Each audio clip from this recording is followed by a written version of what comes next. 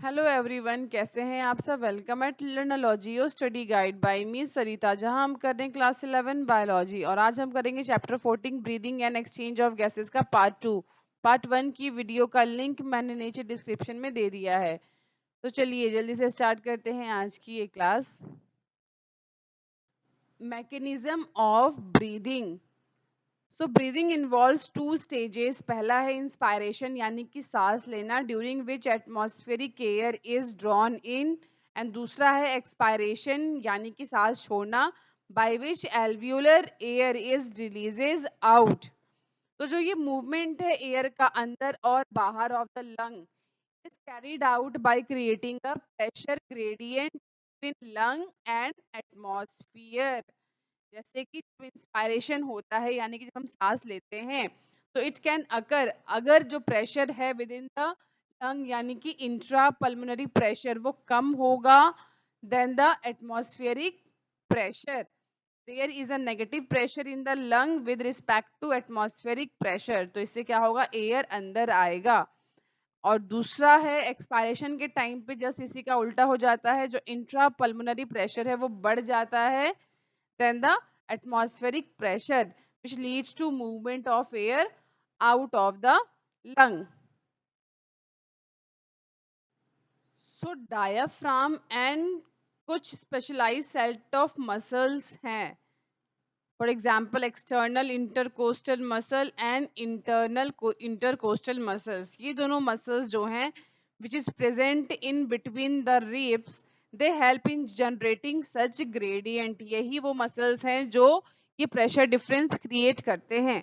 So during the inspiration क्या होता है, inspiration कैसे initiate होता है, by the contraction of diaphragm. diaphragm है वो contract करता है यानी कि वो बिल्कुल फ्लैट हो जाता है and increase the volume of थोरेकिक chamber in the anterior posterior axis.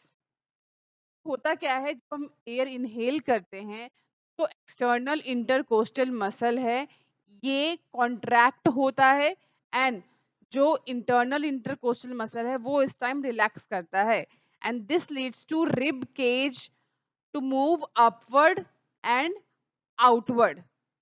And diaphragm जो है वो फ्लैट हो जाता है एंड बाय दिस जो वॉल्यूम है थोरेकिक कैविटी का वो इंक्रीज हो जाता है and pressure in the alveoli decreases. And इससे क्या होगा, एयर है it moves inside and during the exhalation just इसी का ऑपोजिट होगा।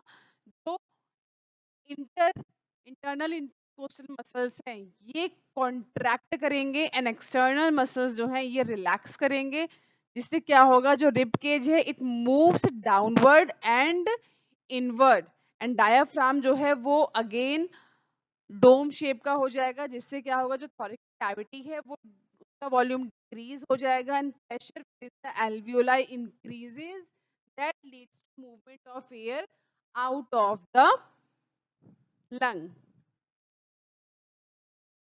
So overall increase in the thoracic volume causes a similar increase in the pulmonary volume. तो ये thoracic volume, pulmonary volume क्या है? Pulmonary volume का मतलब होता है the volume of air in the lung upon the maximum effort of inspiration. मतलब हम maximum कितना inspire कर सकते हैं उससे लंग का वॉल्यूम कितना इंक्रीज होता है, that is the pulmonary volume.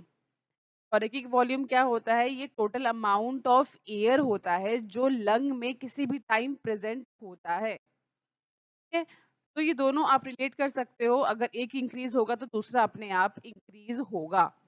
So an increase in the pulmonary volume decreases the intrapulmonary pressure to less than atmospheric pressure, और यही फोर्स करता है एयर को from the outside to move into the lung, that is inspiration. तो inspiration में क्या हो रहा है, समझ में आ रहा है आपको कि जो इंटरपल्मोनरी प्रेशर है वो कम हो जा रहा है as compare to atmospheric pressure. And relaxation of diaphragm, जब डायाफ्राम रिलैक्स करता है तो जो इंटरकोस्टल मसल्स हैं returns the diaphragm and sternum to their normal position, यानी कि डायाफ्राम जो है वो अगेन डोम शेप्ड का हो जाता है and it reduce the thoracic volume and thereby pulmonary volume. Thoracic volume घटेगा तो pulmonary volume भी कम होगा and this lead to increase in intrapulmonary pressure to slightly above the atmospheric pressure and that cause expulsion of air from lung, that is expiration. So we have the ability to increase strength of inspiration and expiration with the help of additional muscle in the abdomen. तो आपने notice किया होगा जब कभी आप forcefully inspire या expire करते हो तो उस टाइम पे जो आपके एब्डोमेन रीजन है वहाँ के मसल्स भी वहाँ पे इन्वॉल्व होते हैं. सो ऑन एन एवरेज एक जो हेल्दी ह्यूमन बीइंग है वो 12 to 16 टाइम्स ब्रीथ करता है in a minute. So the volume of air involved in breathing movement can be estimated by using a device called spirometer. तो ये है spirometer जहाँ आपको एक नोज क्लिप दिया जाएगा एंड आपको कहा जाएगा कि आप एक डीप ब्रीथ करो उसके बाद एयर ब्लो करो as hard and as fast as possible into this tube और ये एयर आपको ब्लो करते रहना है जब तक कि आपका लंग एम्प्टी नहीं हो जाता. So machine records the result of spirometry test and इससे पता चलेगा कि जो आपका लंग है वो प्रॉपर काम कर रहा है या नहीं कर रहा है. Now respiratory volumes and capacities. So यहाँ सबसे पहले आता है टाइडल वॉल्यूम. तो टाइडल वॉल्यूम क्या होता है? Volume of air inspired and expired during a normal respiration. यानी कि जब हम नॉर्मल रेस्पिरेशन करते हैं, नॉर्मल ब्रीदिंग करते हैं तो उस टाइम जो वॉल्यूम है एयर का वो हमने कितना इंस्पायर किया या कितना एक्सपायर किया. तो it is approximately 500 ml. That is a healthy man can inspire or expire approximately 6,000 to 8,000 ml of air per minute. Inspiratory reserve volume यानी कि IRV क्या होता है? तो जो ये वो वॉल्यूम ऑफ एयर होता है which a person can inspire forcefully, है ना. फोर्सफुली हम मैक्सिमम कितना एयर इंस्पायर कर सकते हैं, that is inspiratory reserve volume and that is on an average to 2500 ml to 3000 ml होता है फॉर अ हेल्दी पर्सन.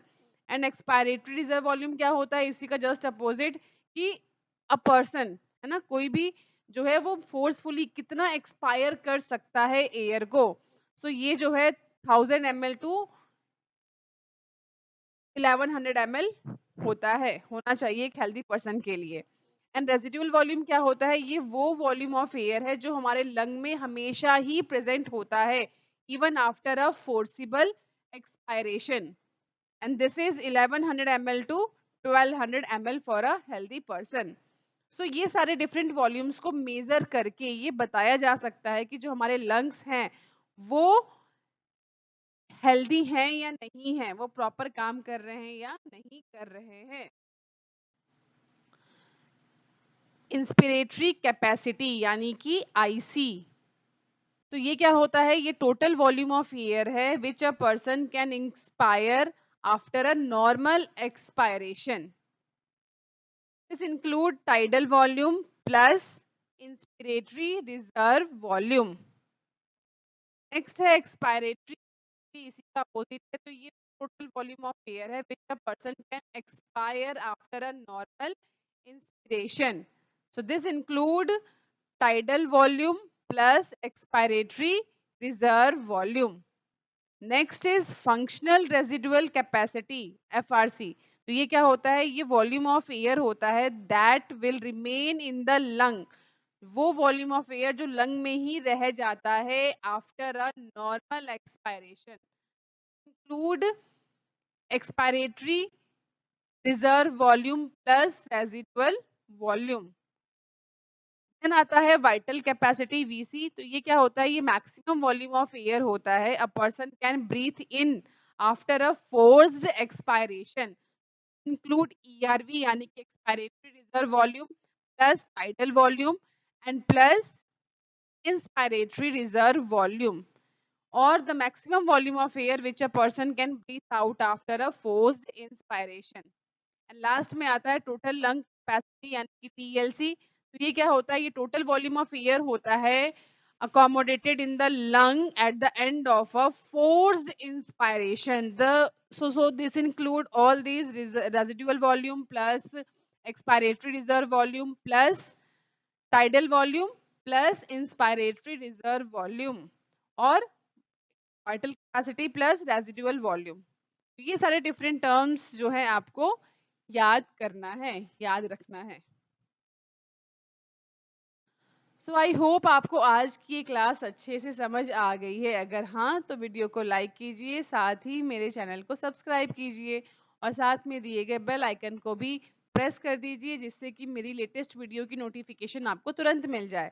अगर आज की क्लास में कोई भी डाउट है तो आप नीचे कमेंट सेक्शन में पूछ सकते हैं. नेक्स्ट क्लास में हमारा टॉपिक होगा exchange of gases. Till students, आप आज का ये टॉपिक अपनी एनसीईआरटी बुक में अच्छे से रीड कर लेंगे जिससे कि आप कॉन्फिडेंट हो जाए कि अब तक की क्लास में हमारा एनसीईआरटी से सब कंप्लीट हो गया है. Till that, stay happy, stay healthy, see you soon.